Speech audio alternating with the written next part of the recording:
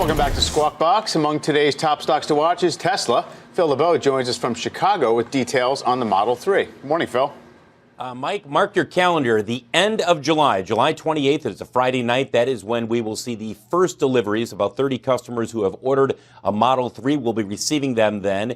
And late last night, Elon Musk, as he promised he would, he finally gave us some details about the Model 3 rollout. It passed its final tests with regulators 2 weeks ahead of schedule. First models will be produced later this week, likely on Friday. And then production will ramp up exponentially. Musk sending out a tweet last night saying, looks like we can reach 20,000 Model 3 cars per month in December.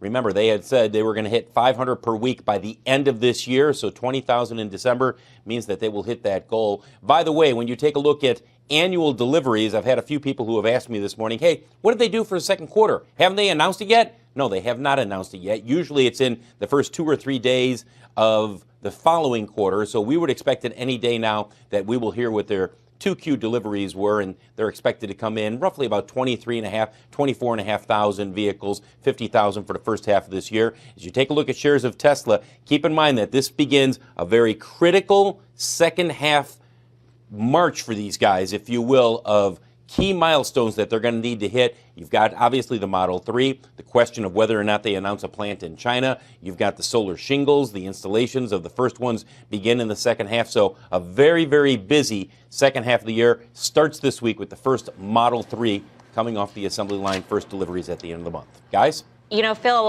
the Model S and the Model X both had production glitches in terms of delaying production there. I mean, because he's releasing this news, it's the beginning of July, and the big milestone for production of the 3 is at the end of July. Right. Does this take off the table any potential delays, you think?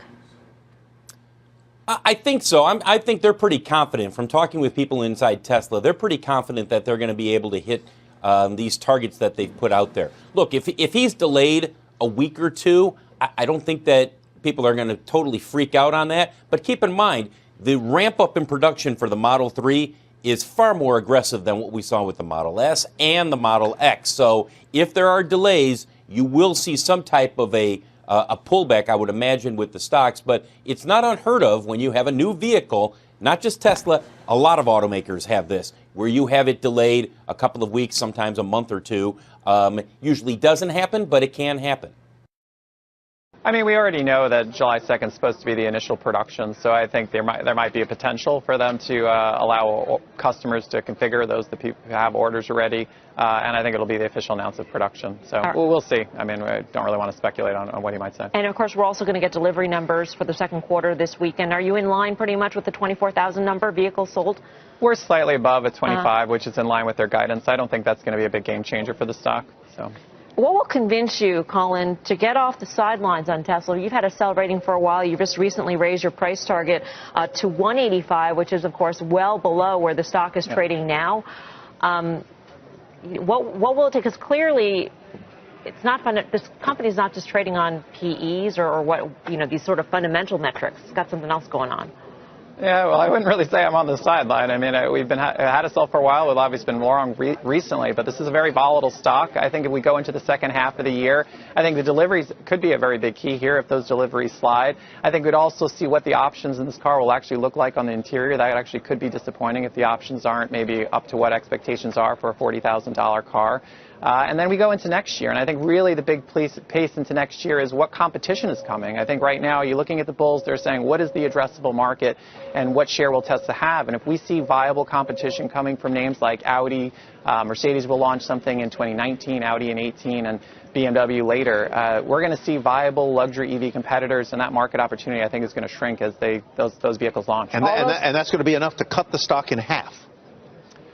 Well, I mean, right now, I mean, we're pricing it. I mean, we have negative earnings for the next few years, burning through cash for the next few years. I mean, right now, a lot is priced in. We're looking at that they're pricing in that in 10 years, this is the next BMW. And we just simply don't think that BMW, Mercedes, and Audi are going to sit on their hands and do nothing. The people I hear as Tesla talk lovingly about this stock, and there are people who do that, think that it's not about a car company, that he's building something so much bigger, a platform based on solar energy and all this new technology, and, you know, he's going to be supplying all kinds of things to you besides a car.